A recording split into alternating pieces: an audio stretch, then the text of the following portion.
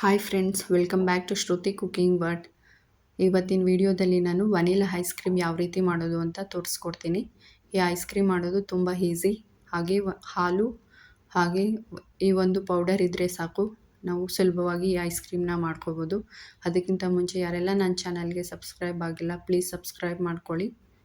ಹಾಗೆ ಈ ರೆಸಿಪಿನ ಟ್ರೈ ಮಾಡಿ ಕಮೆಂಟ್ ಮಾಡಿ ತಿಳಿಸೋದು ಮಾತ್ರ ಮರಿಬೇಡಿ. ಹಾಗಿದ್ರೆ ಬನ್ನಿ ಈ ರೆಸಿಪಿ ಸ್ಟಾರ್ಟ್ ಮಾಡೋಣ. ಇವಾಗ ನಾನು ಹಿಟ್ ಮಿ ಐಸ್ ಕ್ರೀಮ್ ಮಿಕ್ಸ್ ಪೌಡರ್ ತೊಗೊಂಡಿದ್ದೀನಿ. ಇದು ಹೊರಗಡೆ ಶಾಪಲ್ಲಿ ಸಿಗುತ್ತೆ. ಇವಾಗ ನಾನು ಅರ್ಧ ಲೀಟರ್ ಹಾಲು ತೊಗೊಂಡಿದ್ದೀನಿ. ಈಗ ನಾನು ಅರ್ಧ ಲೀಟರ್ ಹಾಲು ಹಾಕ್ಕೊಳ್ತಾ ಇದ್ದೀನಿ. ಇದಕ್ಕೆ ಯಾವುದೇ ರೀತಿ ನೀರು ಮಿಕ್ಸ್ ಮಾಡಬಾರ್ದು. ಅರ್ಧ ಲೀಟರ್ ಹಸಿ ಹಾಲು ತೊಗೊಂಡು ಈ ರೀತಿ ಹಾಕ್ಕೊಳ್ಳಿ. ಈಗ ನಾನು ಈ ಐಸ್ ಕ್ರೀಮ್ ಮಿಕ್ಸ್ ಪೌಡರ್ನ ತೊಗೊಂಡು ಅರ್ಧ ಹಾಕ್ಕೊಳ್ತಾ ಇದ್ದೀನಿ. ಅರ್ಧ ಲೀಟರ್ಗೆ ಈ ಅರ್ಧ packet powder ice cream mix powder ಹಾಕ್ಕೊಳ್ಳಿ. ನೀವು ಪೂರ್ತಿ ಮಾಡ್ಕೊಳ್ಳೋದಿದ್ರೆ 1 ಲೀಟರ್ ಹಾಲು ತೊಗೊಂಡು ಈ ಪೂರ್ತಿ ಪೌಡರ್ ಹಾಕ್ಕೋಬೇಕಾಗತ್ತೆ.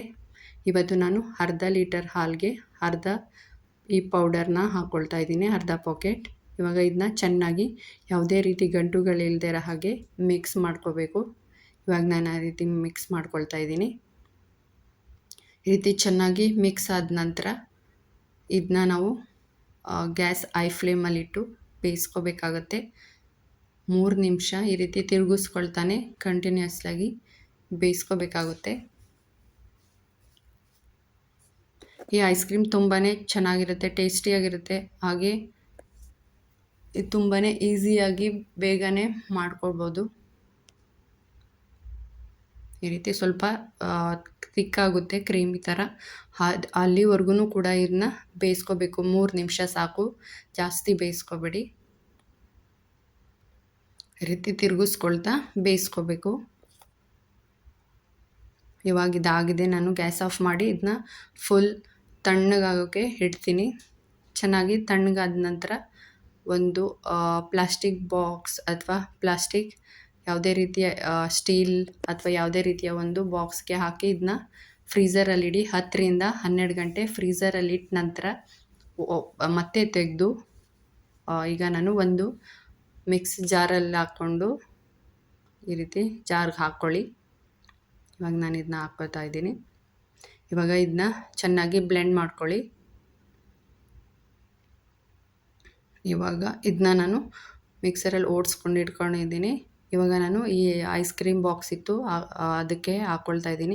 ನಿಮ್ಮ ಹತ್ರ ಐಸ್ ಕ್ರೀಮ್ ಬಾಕ್ಸ್ ಇಲ್ಲ ಅಂದರೆ ಯಾವುದೇ ರೀತಿಯಾದ ಊಟದ ಬಾಕ್ಸ್ಗಳಿದ್ರೆ ಅದಕ್ಕೆ ಕೂಡ ಹಾಕ್ಕೋಬೋದು. ಇಲ್ಲಾಂದರೆ ಸ್ಟೀಲ್ ಬಾಕ್ಸ್ ಇದ್ದರೆ ಅದಕ್ಕೆ ಕೂಡ ಹಾಕಿ ಮತ್ತು ಇದನ್ನ ನಾನು 10 ರಿಂದ 12 ಗಂಟೆ ಇಟ್ಟಿದ ನಂತರ ಮತ್ತೆ ಈ ರೀತಿ ಆಗಿತ್ತು. ಇವಾಗ ನಾನು ಇದನ್ನ ಸರ್ವ್ ಮಾಡ್ತಾಯಿದ್ದೀನಿ. ನೋಡಿ ಯಾವ ರೀತಿ ಎಷ್ಟು ಚೆನ್ನಾಗಾಗಿತ್ತು. ತುಂಬಾ ಚೆನ್ನಾಗಿ ಬರುತ್ತೆ. ನೀವು ಟ್ರೈ ಮಾಡಿ ರೆಸಿಪಿನ. ಈಸಿಯಾಗಿ ಮನೆಯಲ್ಲೇ ಐಸ್ ಕ್ರೀಮ್ ಮಾಡ್ಕೊಂಡು ತಿನ್ಬೋದು.